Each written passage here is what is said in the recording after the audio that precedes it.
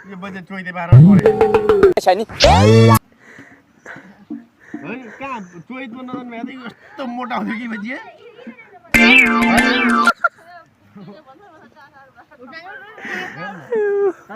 तेरो जाँड खाएको अहिले कसले कसले देख्दिनु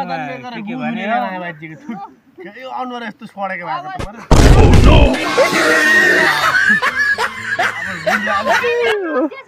अब बैशाखतिर बिहा भन्नु पर्ने एक महिना चाहिँ अलिक छिट्याएर राख्नु स्टप गर भन्नु पर्यो मदन भाइ भन्नु पर्यो सिलाइ गर्नु दमाईलाई बोला बलले खटखट पारेर खुटेर राख्यो पैसा लगाएपछि ठ्याक्कै खोलिदिनु आफै झरियो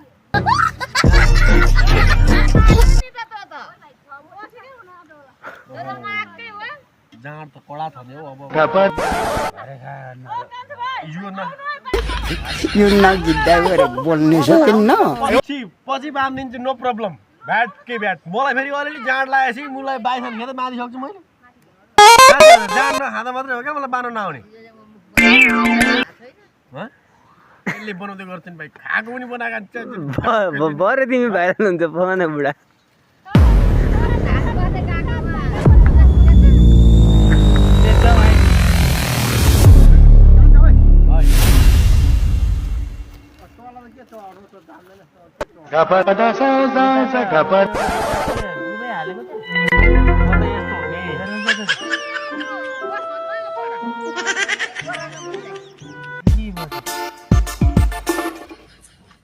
ओली खानुहुन्छ भन ओली खानुहुन्छ भन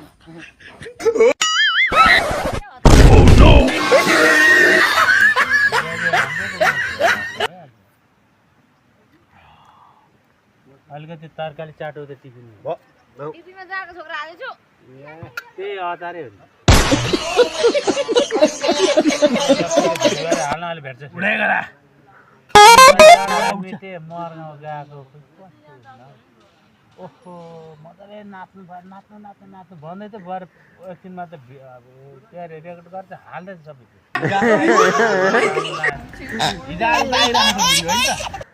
नाचाइ भिडियो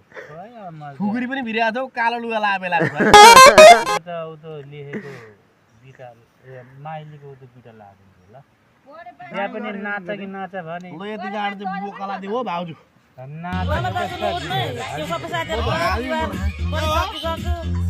सबै गइसकिसक्यो